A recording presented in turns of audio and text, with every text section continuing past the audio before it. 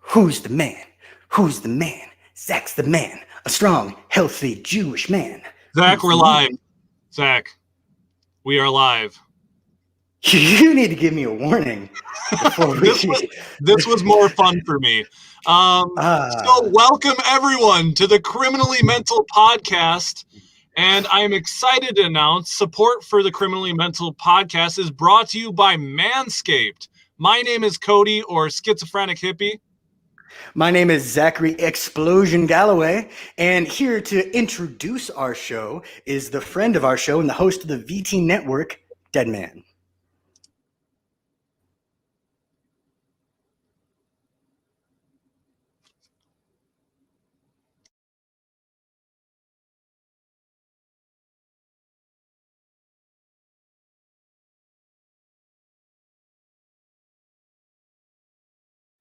I need to talk to him about an idea because I think what we could do is we could set up a system where people would pay him money to leave like voicemails to like break up with their girlfriend and stuff. Hear me out, because it's such a smooth voice. And like they'll be like, wow, this is a really traumatic event for me, but it was said in such a smooth baritone, it's kind of not that bad. What do you think?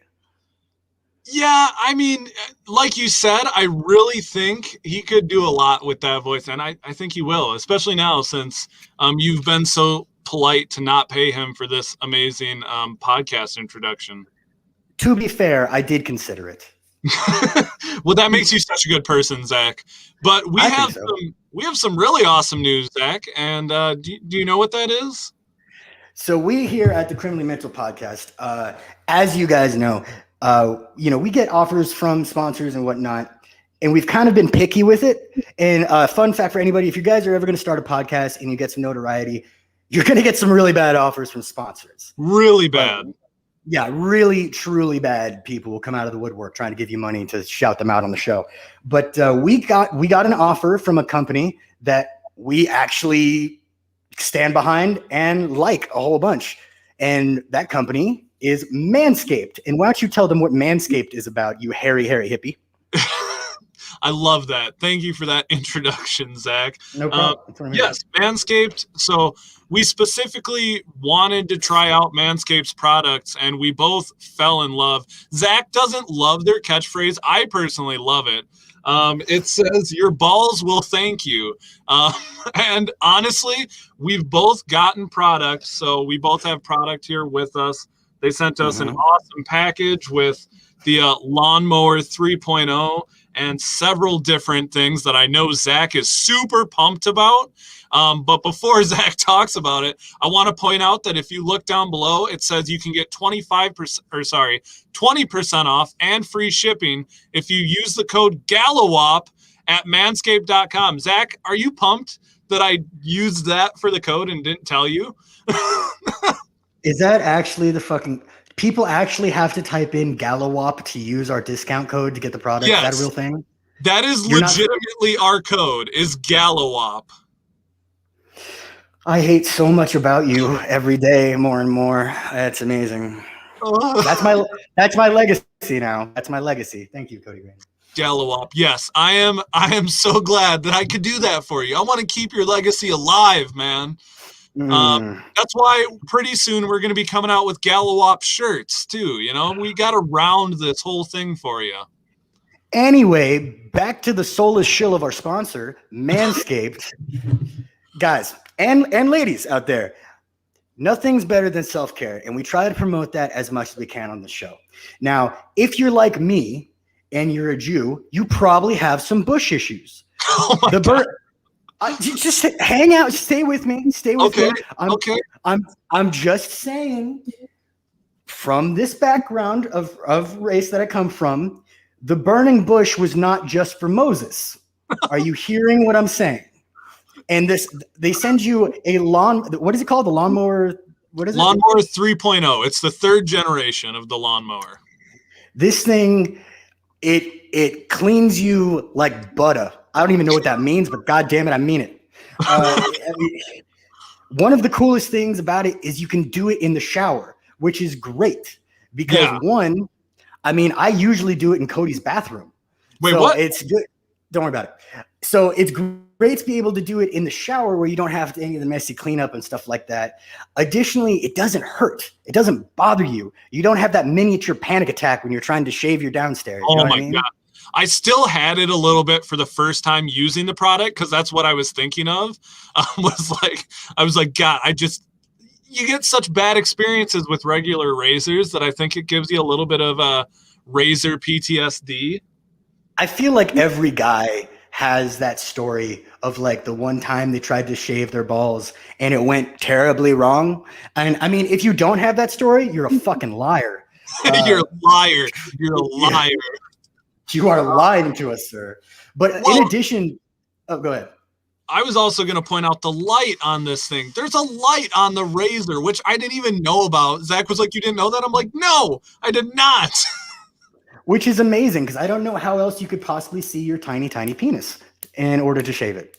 So, Zach, and that's I know science. that we have an explicit podcast, but maybe hold back just a little bit. Just a little bit. This actually is me holding back, so I don't know what else you want from me, dog. Oh, God.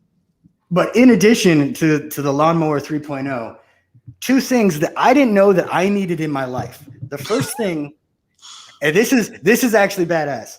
This is ball deodorant. It's for aftershave. And this is a real fact backed by science. This smells so much better than your balls. That is actually backed by science, 100%. Real science, boys. Real science.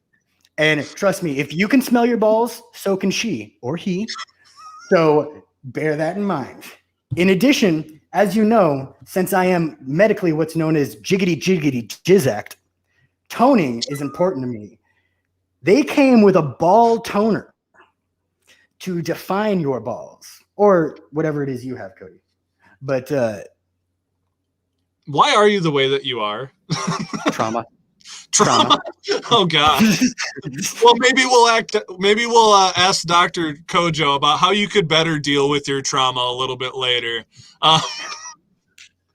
It smells so honestly, good. We do want to thank Manscaped for giving us this opportunity. Me and Zach have set a personal goal. We would like to make 10 sales with our code GALAWAP. So definitely, I was going to make it Zacharias Phoebe Gallowop, but I thought that would be too long and complicated. So we went with just Gallowop. And if you use our discount code, and I want to bring this up that I did not check with Cody before I did this on air. Oh my God. If you guys get us to 10 sales, because this helps support us, and this is something that I think everyone could use. If you get us to 10 sales using our discount code, when Cody and I meet up and do the collaboration, in honor of Manscaped, we will not only do a sexy photo shoot in Manscaped underwear and gear, but we'll also wax our chesses. Wait, no, it's been said. It's been said.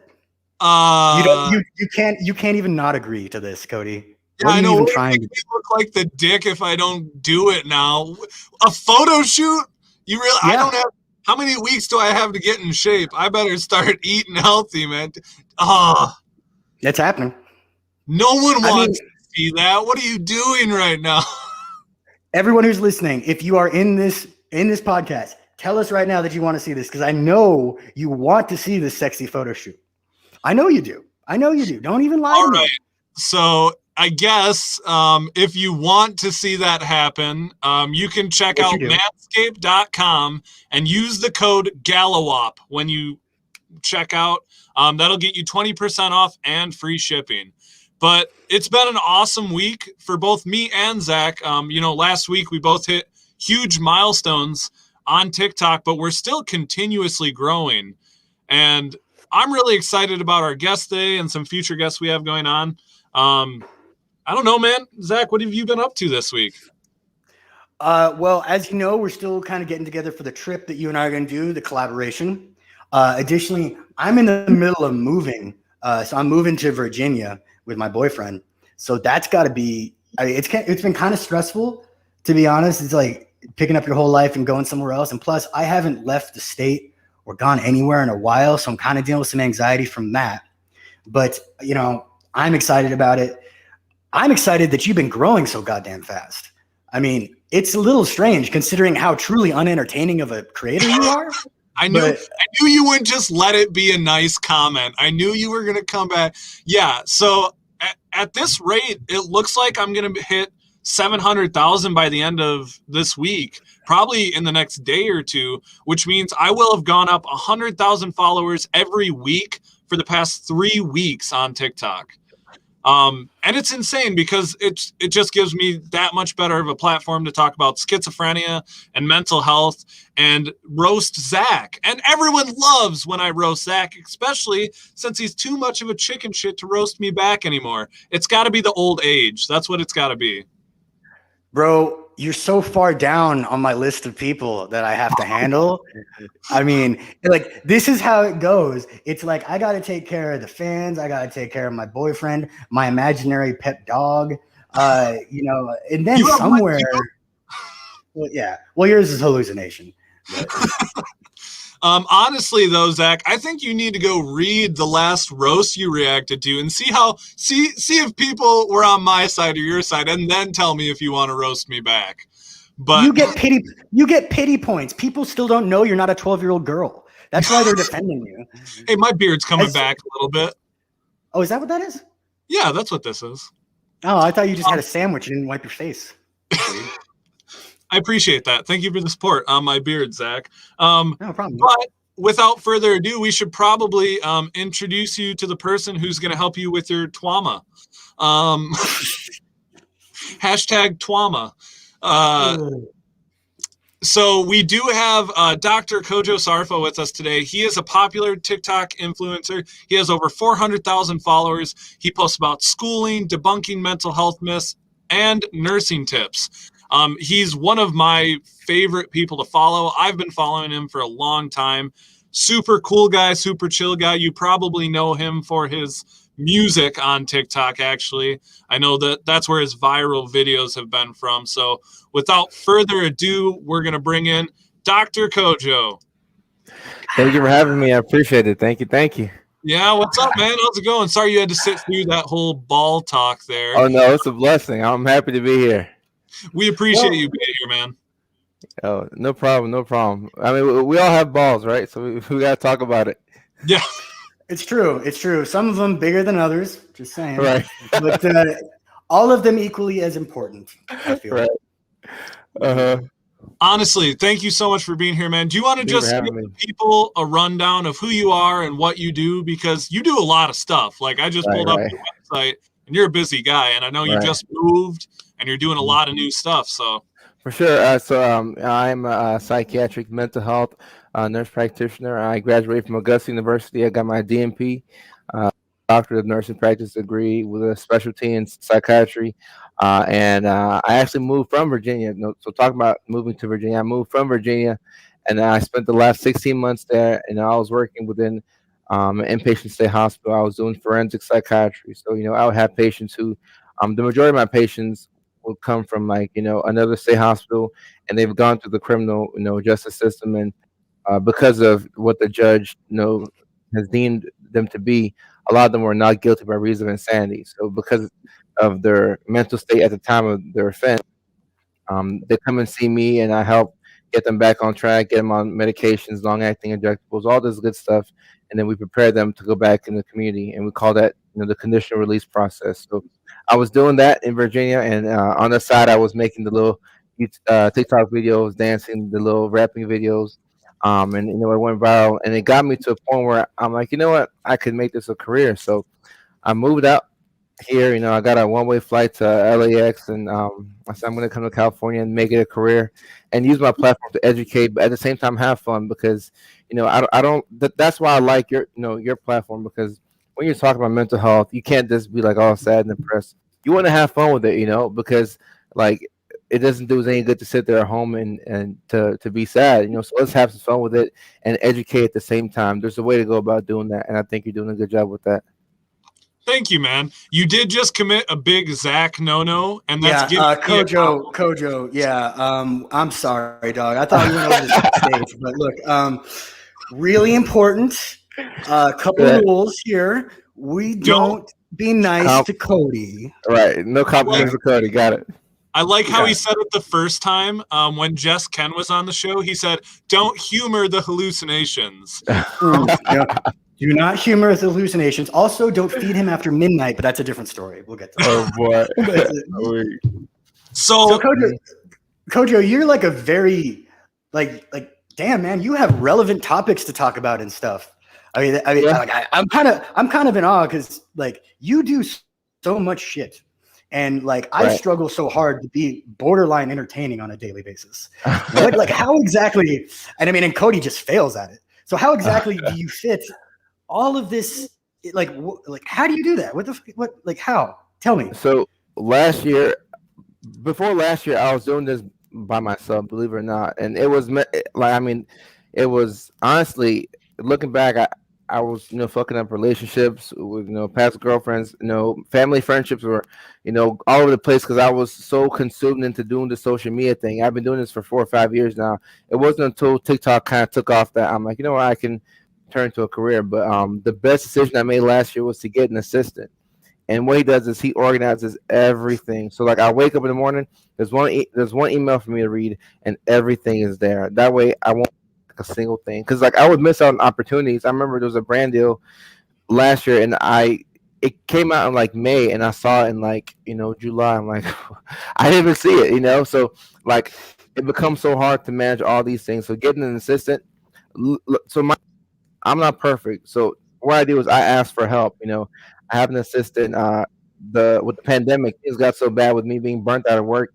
I got a housekeeper, which my family thought that was like bougie of me. But hey, like I'm asking for help all the time because one man can't do it all. So I just ask for help. If I can't do it, or if I don't enjoy doing it, it's gonna be hard for me to focus to do it. So I just ask for help, and my assistant does everything.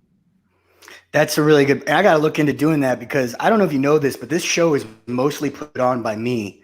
Like Cody doesn't actually do.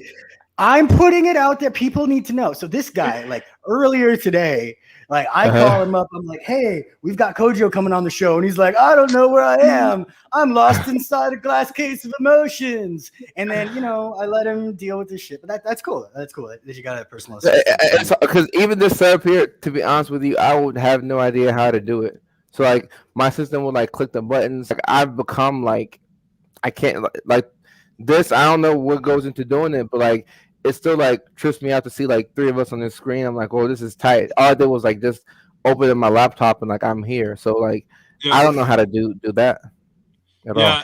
If I died tomorrow, Zach would be hopeless without me. He wouldn't know how to run. I don't even think he knows the passwords for most of our stuff. Zach, do you know the password for our Gmail that we share, where we get all of our podcasts? Yeah, see, he doesn't even know. The computer should save it for you, right? The computer like picks up on like, yeah, you would think, but he would have to log in at least once for that to happen. Well, okay. Counterpoint. Let me ask you a question. Do you know your password to your Grindr account? Get out of here. Because I've made you a Grindr account. Yeah, I know. That up again. Unfortunately, have you ever logged in, Cody, or you just let the account be? He's very popular on Grindr. Super on Grindr. He made an account for me as a joke. No, incorrect. Yes. Incorrect. The video is still posted. You can find the TikTok where you did. What happened was he called me up struggling with his sexuality, and I'm a friend. I'm a friend. So I did him a solid. I did list him as a power bottom, which I think is very accurate. So, Unrelated, today is mine and my wife's 9-year anniversary. Not of being together, and I just want to throw that out there while you're talking about the Grindr for me. Wow, break so many hearts. I know. 9 years, congrats. It's a long time. Thank you. Well, and I know, so you were just talking about like relationships and stuff with mental health too. I get a lot of questions about that. And the only thing I can say, because people always ask me about dating with schizophrenia, they're like, when do you disclose it? When do you talk to the significant other? And so for me, the only thing I can say is my wife was with me before I developed schizophrenia. Oh, and, okay. Like, the only advice I can ever give is communication, I guess. I think that's why we've lasted. So I don't know if you'd have better, like especially when it comes to mental health, like Right, relational right. health. That's a tough topic. No, seriously, the answer, you have to communicate. You know, before you get into a relationship, I have this concept. I say you want to over communicate and then under commit. Because like if you're talking to somebody new and they're like, you know what, you have your struggles, I can't commit to it.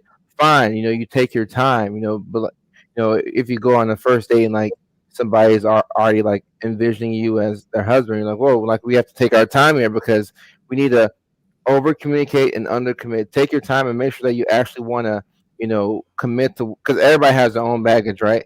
So you have your baggage, you have your own mental health issues. So you bring that to the table. You have to make sure that that person is, you know, willing to take it on and just talk about it and try and, you know, reduce the stigma. And like even for me, I mean, obviously now I'm a professional in the field, but like going back to high school, I remember a girl that I had a crush on, and then I heard her, overheard her talking about saying she takes Prozac, and I'm like, oh, I thought she must be crazy. I mean, this is a 17-year-old me that's what I thought, that oh, this means that they're crazy, that they're aggressive. So I was like, I don't know if I like her, but I mean, she do look a little, you know, she's got the little shape, you know, so like I'm conflicted.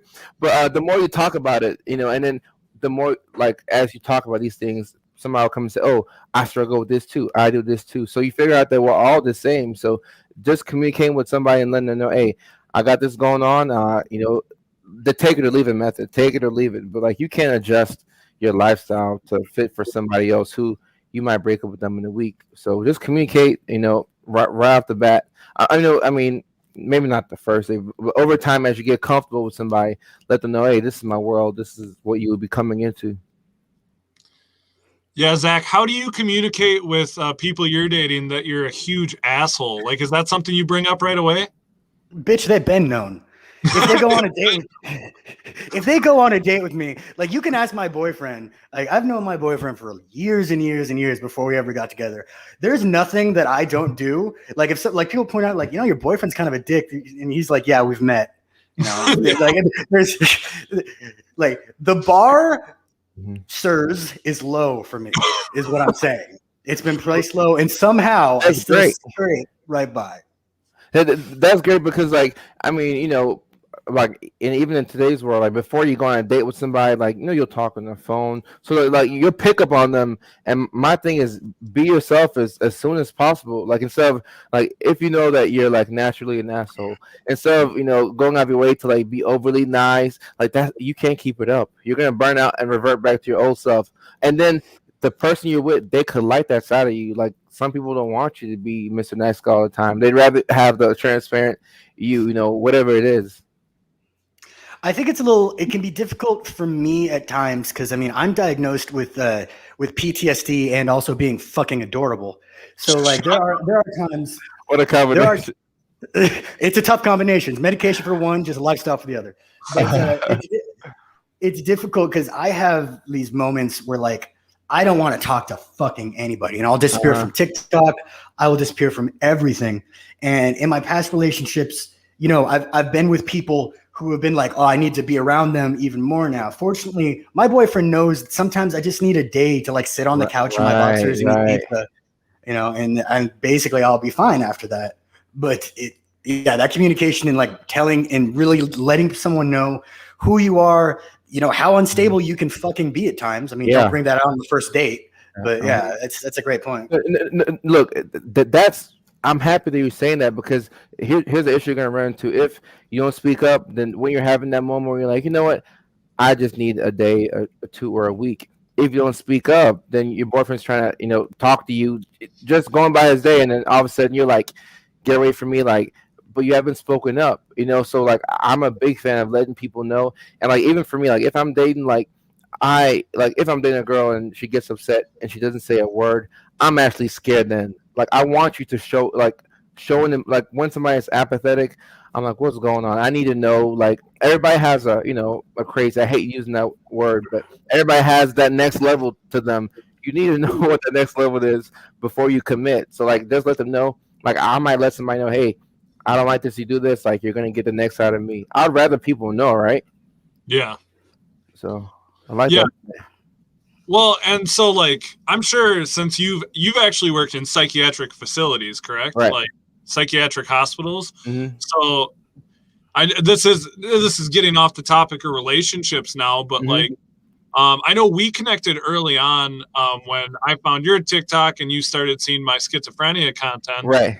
And to me, it's always interesting connecting with people who work in the mental health field Uh-huh. because I get to talk about like my own personal experiences, but I get to hear about experiences that like even I have a hard time believing. I'm like some of the things that happen inside the walls of a psychiatric facility.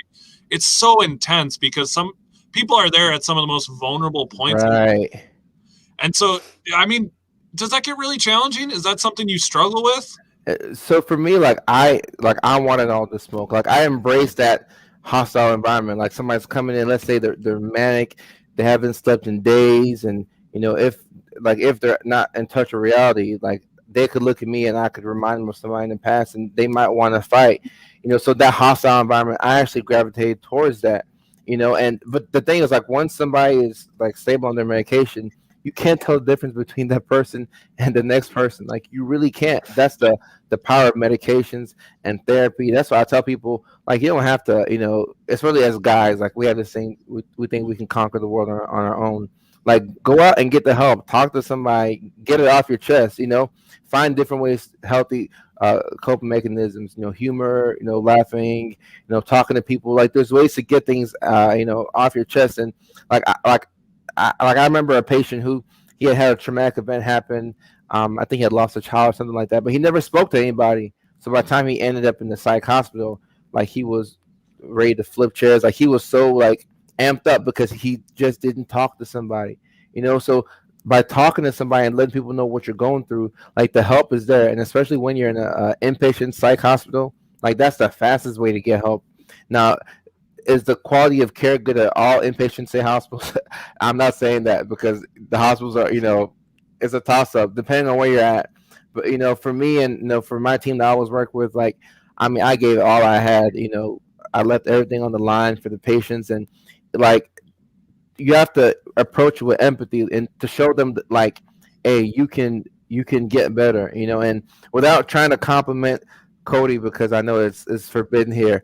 You know, it's good for them to, especially patients who have schizophrenia at the inpatient hospital, because what I found to be pretty interesting is patients who had a diagnosis of schizophrenia or schizoaffective, which is schizophrenia with the mood component. Like I had patients come to me and ask me if I could change their diagnosis to bipolar, because like there's like a hierarchy of like if you have depression or PTSD or anxiety, okay, people have that.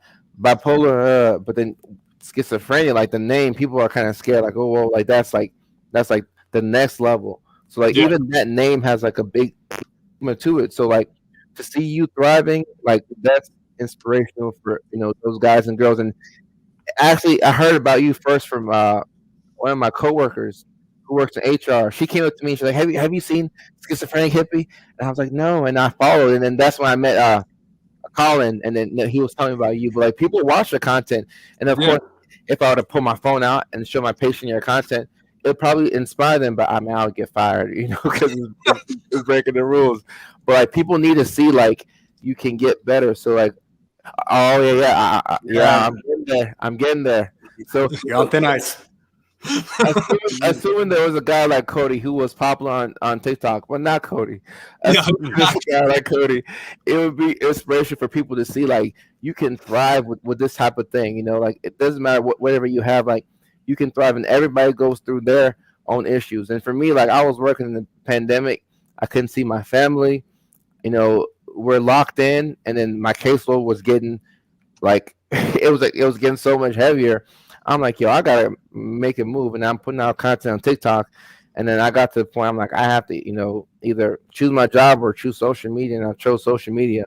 But like, if I had stayed, working my job, I would have been miserable, and then I could have burned out, converse to depression really fast, if you're not already there. So I had to make a move for myself. But then I was talking to family members and friends, and trying to get like their input on things. But I walked away from a job that I loved. I really loved that job, and like to be in a state hospital, like people think it's like straight jackets, and but like you walk in, people playing cards, We have places unit. Like I'll be playing Madden with the guys.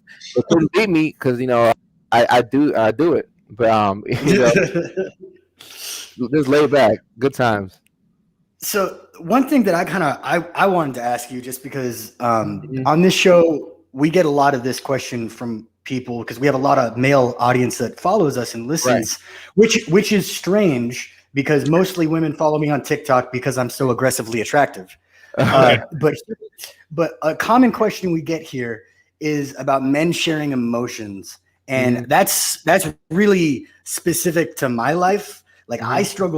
struggle with telling anybody how I feel unless it's Right. anger. If I'm Mhm. angry, I will absolutely fucking tell you how This I is no feel. shootout. Yeah, Yeah. like I have no control over it. It doesn't matter if you're the guy that just cut me off or somebody in line at Uh-huh. the store. I have serious issues with that. But Right.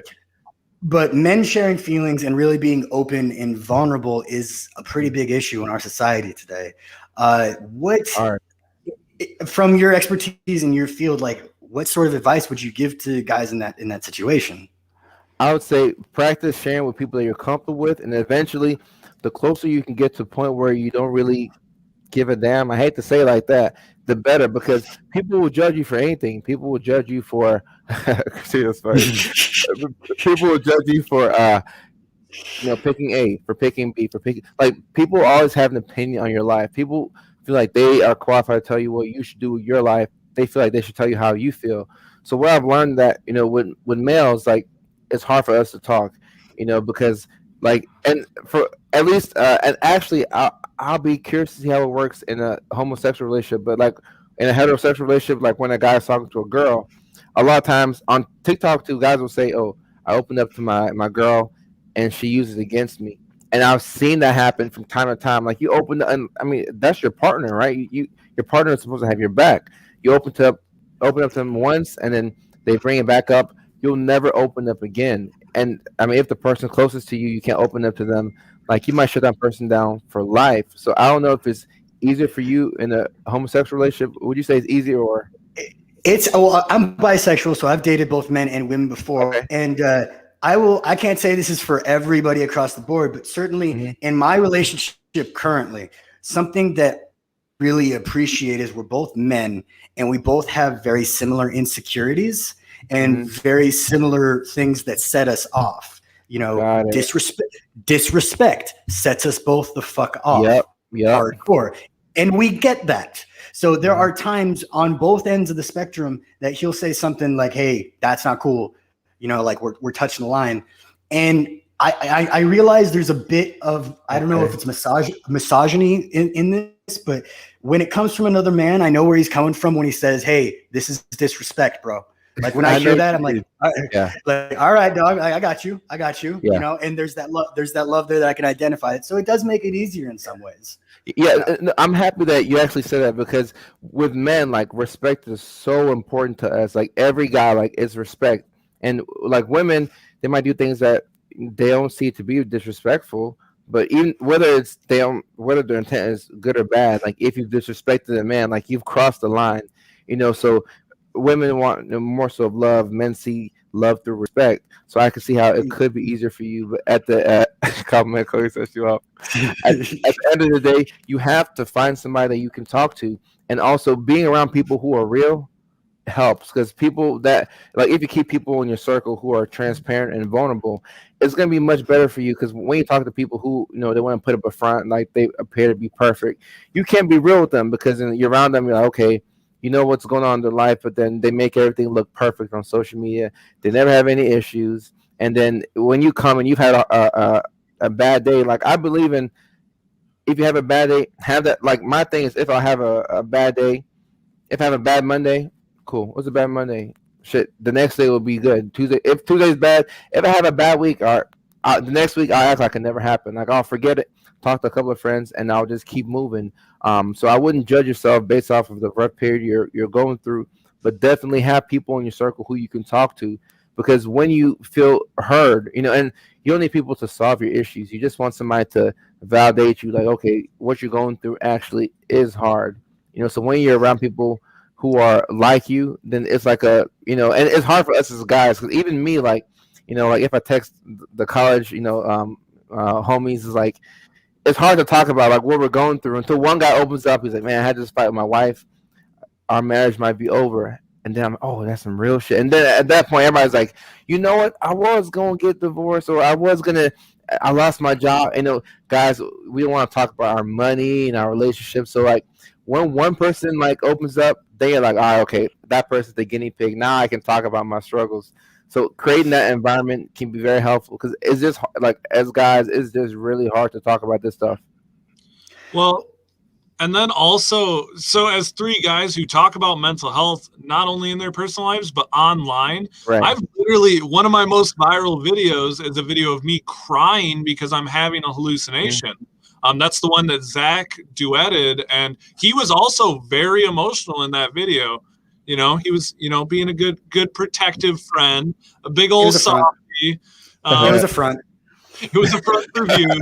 But honestly, like, and then people ask me, they're like, how do you post that stuff? And I'm like, to be honest, I was raised by a single mom. Mm-hmm. My wife has always been really supportive of me sharing my emotions. Mm-hmm. And we've been together for so long now that that's just normalized in my life. Right. And so I share these things, and I have a lot of guys reach out to me, and they're like, I want to do this, but I'm so afraid to talk about this and show this. And I've shared so many videos of me like crying or like freaking out from hallucinations.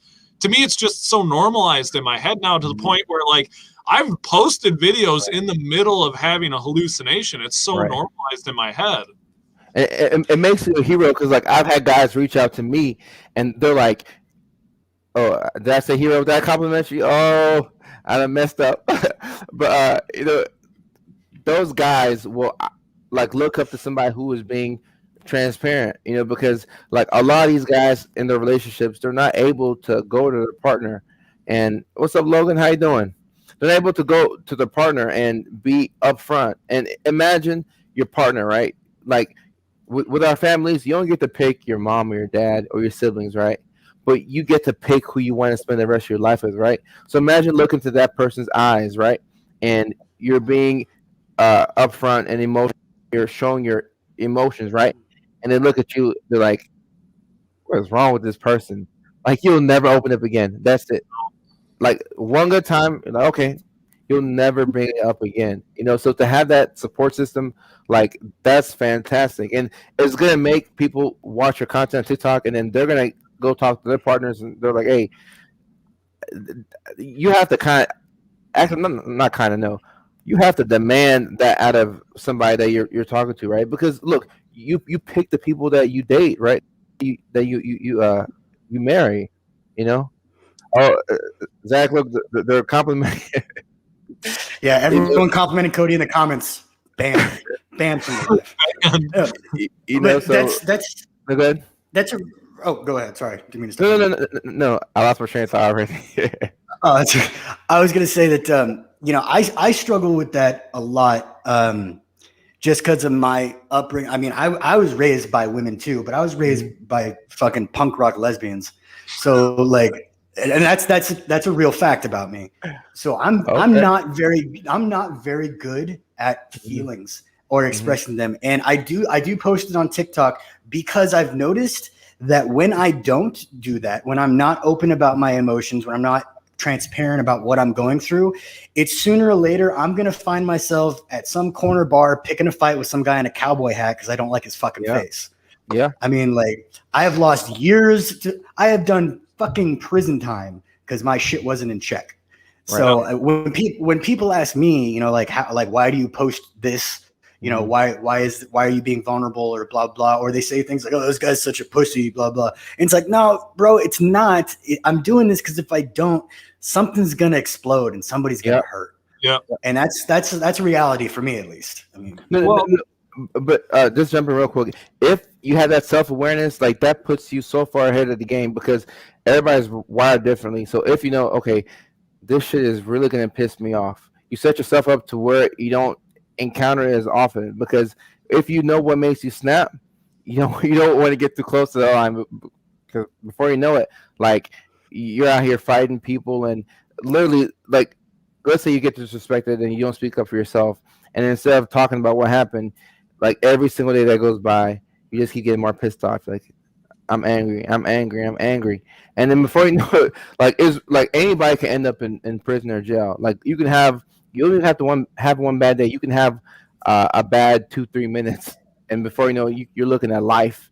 It goes from you living your best life, drinking out there, having fun with your buddies, and then next day you're doing like severe time. So like I do, I make an intentional effort to be transparent with like everybody in my family. Like I got to a point in my life where like once I start working, I start making money, like I just start buying things for friends and just giving my parents money for no reason. And if I was dating some girl, just all kinds of just random trips. And I told my brother at one point, I said, you know what? I had to stop that because like anytime I would give people money, it would lower my self-esteem. Like to be honest, like because you all allow cuss on this show, like I felt like a bitch inside. Honestly, every single time I did that, I just pulled it back and I felt so much better. I felt better about myself, and that the way I would carry myself made me feel like okay, like I'm a decent human being who's worthy of like love and respect. So you have to be like transparent with like how you feel. I wish we could start, maybe we can. I don't know. Maybe we're at that point. Maybe we could start like a hashtag for men that's just so basic. I'm not okay. When you're not okay, we need to have a fucking world where we can just say I'm not okay, and that can be the end of the conversation if you don't want to talk about it. But just taking that first step of saying, hey, I'm not okay. Because I feel, in my experience at least, when I've actually been able to make that confession to say, hey, I'm not okay right now, everyone in my life who really meant something to me and who really mattered, not just the fucking hangers on or whatever, they've been there every time. Yeah, they showed up. Yeah, I love that. I think women traditionally have had the advantage over us because, like, a girl goes through a breakup, something hard, she cries, she calls her friends, and then she gets all that support, all that free therapy. But as a guy, something bad happens to you, you sit there in your room over it, you get like more and more angry. You might play video games, like you lock yourself in a room, and like you'll just have all these scenarios in your head. Meanwhile, there's like a whole world of people out there looking to support you, but like you have to speak up first because people can't read your mind. Oh, it's hard too, and like I know in my life, like I've had friends commit suicide, and they've all been men, and every time I've always had the thought of why didn't this fucker just call me? I've just had that thought. Like if he just would have taken that one moment before he swallowed those pills or pulled that trigger, why not? And I think we need to take as many steps possible as towards reaching out to other guys and saying, hey man, I'm not okay. I need you to be not okay with me for a minute. Right. And that be an okay thing. I love that because obviously we can't control what somebody does, with their life, but like you can sleep better at night knowing that you did every single thing possible to create an environment where they could be transparent. Because when I have patients who die by suicide, like the first thing I do, like I call my parents and I think I'm like, did I not do the right? Did I do something wrong? Like did I pick the right medication? Like I'll go back, I'll look through I used to look through charting and say, did I do everything right? But like at the end of the day, I know that I gave it all I had. I just did the best that I can, to create that environment to where they can, be transparent. And I like to believe that more people are being saved than the people who are falling through their cracks by me being that transparent and open. But I think that's a great thing. Like we need to get the hashtag started for the guys, like not just like saying it on the podcast, but like we need to actually do it because like, you like if it never goes viral, right? But if there's like one guy like who's on the edge tonight who sees that video and like he doesn't go through with it, then it's been a success. Absolutely. That's all that really matters. True. So I have a friend who works in psychiatry, and she tells me that a lot of people who work in psychiatric fields also struggle themselves with mental illness. I'm not trying to put you on the spot here, but is there anything personally that you struggle with that makes you connect better with your patients or makes it a little bit harder to connect? Right. No, so for sure. I mean, actually, this is a good story. I'm happy that you asked me because as I was going to school to get my doctorate degree, like when I was in grad school, I was diagnosed with ADHD, and I realized that I knew growing up that like I had to work twice as hard. Like I was compensating for it by like showing up to places early on time, like reading things, 2 or 3 times, spending extra time to do things that would take a regular person, like 2 hours. It take me like maybe all day because I would keep getting distracted. So when I wrote my book.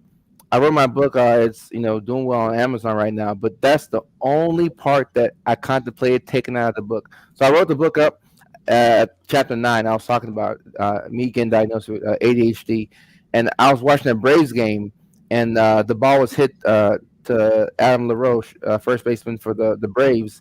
He fielded the ground ball, and he casually walked over to first base, but the guy beat him there. And then afterwards, like people were like what happened? Because the Braves lost that game because of that play, and it came out that he was taking stimulants for ADHD, and then like he started to talk about it a little bit more. And I was like in 7th grade at that time, and then I remember watching TV. I'm like, you know what? I have that thing, and I told my mom, like coming from I'm from Ghana, West Africa originally. We don't have that environment where we can talk about these things. So she was like, "Oh, I'll just pray for you, or whatever." But like she didn't know, so it's not her fault. But it wasn't until I got to grad school, and I'm like, I got to grad school. I'm like, I'm working on a doctorate degree. I had partnerships with Mental Health America, the largest nonprofit in the U.S. I'm doing all these things. I'm like, how can I have like ADHD? Like I was struggling with the diagnosis at one point, and the hard part was I didn't want people to think that because I went to a doctor, he put me on Adderall. It was very helpful, but then like the side effects would give me the bubble guts.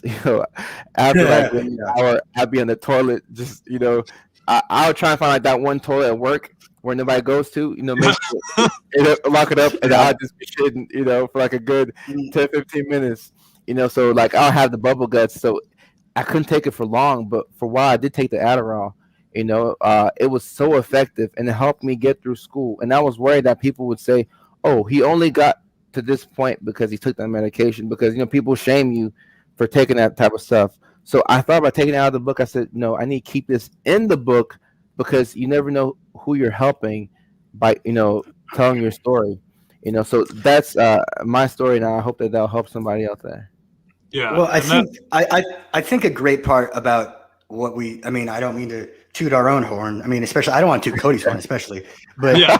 we consistently have people on this show that are strong, independent, successful creators and influencers, and they all have a struggle like this. They've all had to take medication. They've all had to go through this. Even Colin Ray, who's actually legally a fucking nerd, is obviously a success story. As my guy I think one of the best things that we can do is do things like us as strong individuals and creators share that we're not always okay all the time. Right. Sometimes we need medication. Sometimes I need my fucking boyfriend to call me up and make me take my medication. That's a real part of my life. That's a real part of my life. And you shouldn't apologize for that at all. Like that's your life, and anybody who has an opinion, like your life is none of their business. Like you have to do what you have to do for yourself. So I know Cody has to say something, but like while it's in my mind, like it was weird for me because, to my knowledge, nobody in my family has ever taken medication for anything. And like you just put on your shoulders and you just deal with it.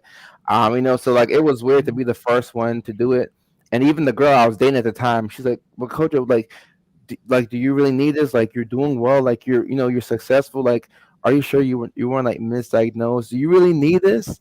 So like I'm like, hey, like yeah, this is actually going on. Like this, like I need this. So sometimes, like the more you speak up for yourself, people say, okay, you know what, like this is a good thing, and maybe it could help them out. But like there should be no shame in taking medications. I can't believe that we have to have this conversation in 2021. But then on the flip side of things, we've made a lot of progress though. Yeah. Well, and so the thing I wanted to talk about is exactly what you just said. I didn't want antipsychotics for about 2 years. I denied that I had an issue despite having delusions and hallucinations. And my mom, who is a schizoaffective, she has a schizoaffective diagnosis. She told me that it was going on, and I refused to believe it because there's such a stigma around medication. Right. And I didn't want to be just another guy on medication. And so for about 2 years, I went undiagnosed, unmedicated, and that landed me And I specifically remember the moment I needed medication. I knew because I had to spend 2 days in solitary confinement in jail with no distractions, no one to talk to. And I knew while I was in there that I had a very bad issue, and that if I didn't get help, I was gonna either hurt myself or take my own life. And so it's so crappy that we have to make that decision to take meds. Like, it should just be, hey, these work, they're effective. If they don't work, we can try something else. Instead, it's, well, I don't want people to look at me like I'm crazy. Right. I don't want people to judge me for taking meds. And I think that costs people their lives. And it does. I think it hurts a lot of people. And yeah, so what you just said too, we've made a lot of progress. I know when my mom was first diagnosed, she wanted to take meds. No one around her wanted to. You know, her parents they're at the time, it was like the late 90s, you know, and so they were like, you don't need meds, you just need mind over matter. And so it's yeah, just pray away your hallucinations is the one I hear all the time. It's important it's important that we do talk about medication and take it seriously.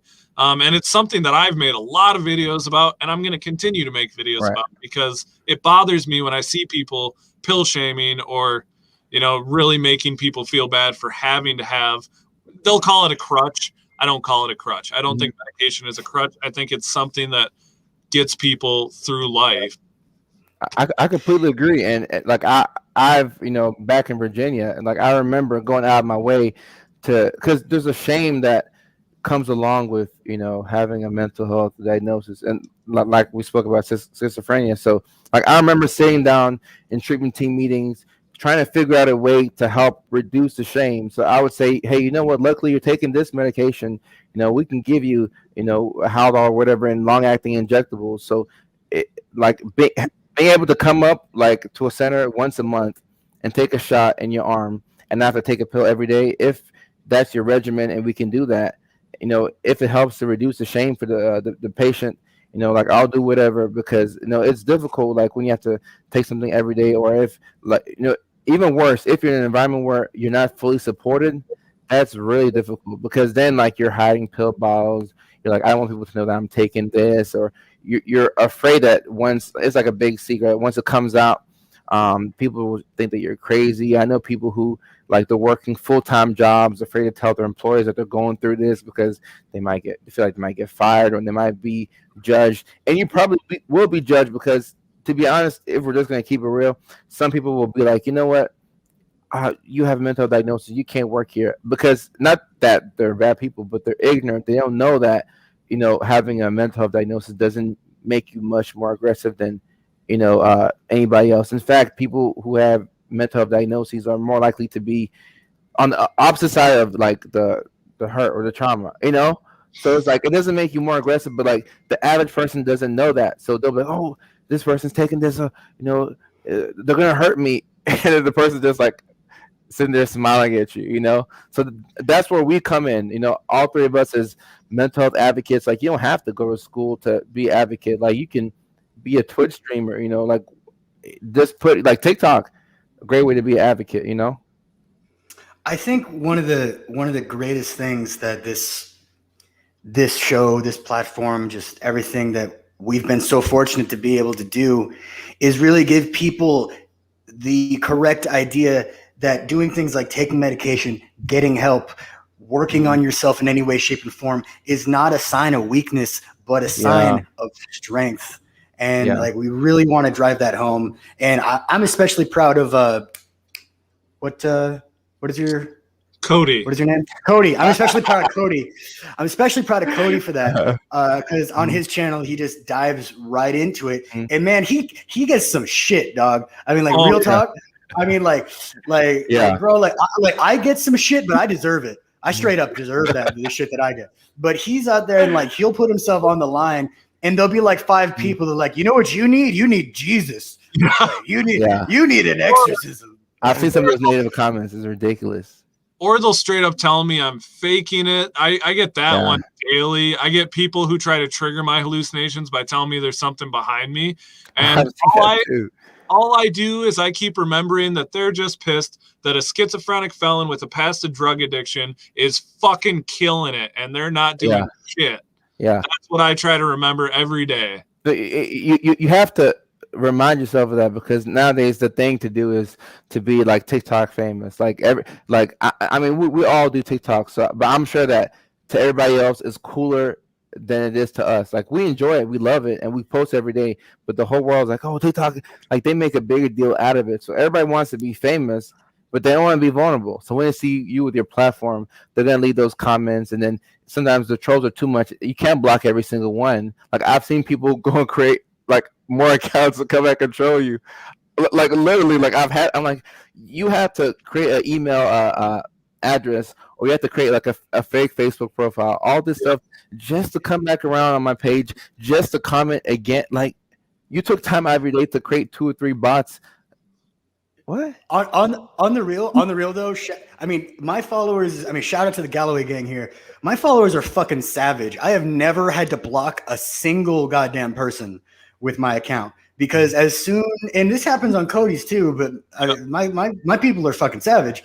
Like, someone posts any sort of hate, and I'll like, oh, that's weird, and then I'll go to their page, and like within 10 minutes they're private and everything's turned off, because they just can't handle the heat. And I mean, I love that there's like a community like that. And Cody, I know that happens on your page too. Yeah. So, you know, the Galloway gang and the Schizo Squad, they definitely do they definitely do their part at making sure that people don't mess with us too much. And honestly, like, they have our backs, and I'm grateful for the people we have following us. And, you know, it's a lot of the same people who view this podcast too. Yeah. And I've had similar things to where somebody will leave a hate comment, and people will come and they'll like take up for me. Or if it happens in the live, like, I have moderators, like, they're so fast, they'll block somebody, they'll spam them out. Like they'll get on there and say, hey, we don't talk about this on this live. We don't shame people for anything on this live. Like, once you build like that family on TikTok, and we've been stuck in, you know, the quarantine for how long? So like, we book, like, it's almost at the point where you like your online friends like just as much, maybe if not more, than your real life friends, you know. So like, it's like a second family. Real life friends. Could you go more into that? I've never heard this phrase. That's what we're gonna be in a couple weeks, Zach. Don't worry. Real life friends. That was smooth. That was really smooth. But you know what else is smooth? My balls. Thanks to Manscaped. That was amazing. Yes. That is great. And what a great point to point out that we are coming to an end here. Zach, that was flawless. I don't give you enough credit sometimes. I know, you never do. You are a dick, and you are very full of yourself, but at least you're a clean-shaven dick. Oh, I like that. I like that. That was good. Yeah. So, have you been sitting on that the entire time? No, actually, that was just right there. I just have to write it down or something. Wow, that was decent, man. He's very shocked. I don't have those a lot. Not very. But just a reminder, guys, if you go to manscaped.com, you can get 20% off and free shipping with the code GALLOWOP.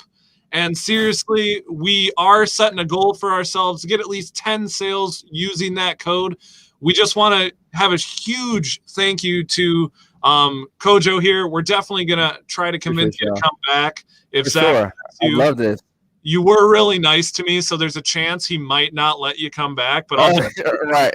Yeah. I mean, we'll work on it. We'll work on it. We'll work on it.